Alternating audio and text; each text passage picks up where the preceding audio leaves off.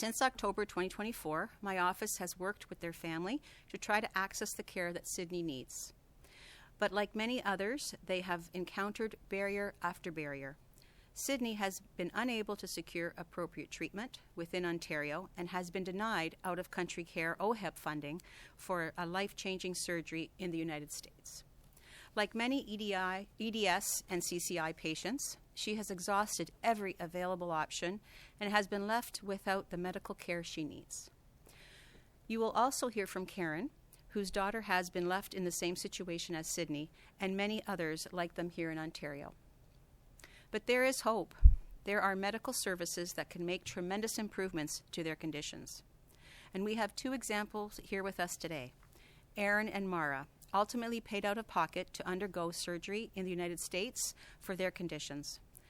But their recoveries speak for themselves. This is what is possible if the government would open up the pathway for care for these patients. Our goal is simple. Patients like Sydney deserve access to the same life-changing care without detrimental financial barriers that are placed on people, and it's out of reach for most families. So again, I would like to thank all the guests here today, and I'm going to pass it over to Sydney and Joe. Thank you. Thank you, Teresa. My name is Sydney Gesualdi. I'm 26 years old, and I'm here today not because I want to be, but because I have no other option left. For the past 2.5 years, I have been trying to access medically necessary neurosurgical care in Ontario. And I want to be very clear about something from the start. This is not a story about a rare condition. This is a story about a system that does not have a functional pathway to care, and what happens to patients when that pathway does not exist. Because when there is no pathway, patients don't just wait, they deteriorate. Over the last 2.5 years, I have done everything a patient is supposed to do. I have been referred over 10 times to neurosurgeons across the GTA and southwestern Ontario, and I've been rejected by every single one.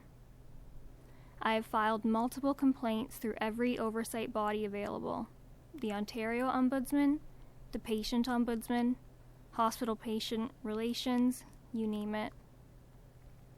My MPP has written to the Ministry of Health trying to get answers, even just the names of the physicians who can treat me. I have also contacted the CPSO for guidance. I filed a Freedom of Information request, which was denied, and I am still fighting for that decision. I brought an application to the Human Rights Tribunal of Ontario, representing myself, until I physically and cognitively could not continue to. I have gone to the media, CBC News, radios, TVO's Mistreated podcast, because when a system doesn't respond to patients, patients start looking for anywhere that will listen to them. I have written a 50-page guide for patients wanting to apply for a case with the Human Rights Tribunal of Ontario, so that other patients don't have to start from zero like I did. And yes, I've even emailed neurosurgeons in the middle of the night, not even knowing if they treat my condition, but just asking if anyone could help me. This is what accessing healthcare in Ontario has required of me, and still, I do not have access to care. So the question becomes why? Because on paper, Ontario has a solution. The out-of-country program is supposed to ensure that when care cannot be provided here, patients can access it elsewhere. But in reality, that process is not accessible.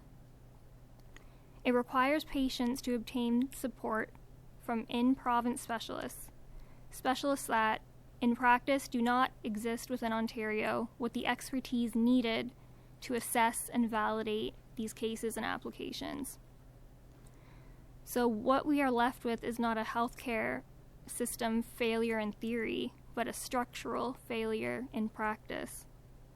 A system that says care exists, a process that says apply, and requirements that make that application impossible. And the result is predictable. Patients are denied, Applications are never submitted, and the system can point to low numbers as proof that the need is small. But the need is not small. It is just invisible. The process filters patients out before they ever have a chance to be counted. And I want to say this clearly. Patients are not failing this system. The system is failing these patients. Because it should not take 2.5 years of full-time effort, legal action, media advocacy, and complete personal exhaustion just to access medically necessary care. And I know that sometimes in rooms like this, it is easy to hear a story like mine and think of it as an exception. But I want you to pause for a moment and ask yourself, if this was your wife, your child, or somebody that you love, would you accept this process? Would you accept being told that care exists, but nobody can help you access it? Or would you expect a system that works? Because that is all we are asking for. We are not asking for something new. We are not asking for something experimental. We are asking for a functional, out-of-country pathway for patients to access care that already exists when it is not available in Ontario. This is fixable. The government has the authority to do this. The policy framework already exists. What is missing is a process that reflects that reality. Because right now, patients are doing everything right, and they are still being left behind. I'll leave you with this. I am standing here today because I fought very hard to still be here. But there are many patients across Ontario in the exact same position as I am who cannot stand here today. Not because they don't want to, but because they don't have the capacity left to fight. They are at home. They are deteriorating. Some are completely bedridden. And they are waiting for a system that does not reach them.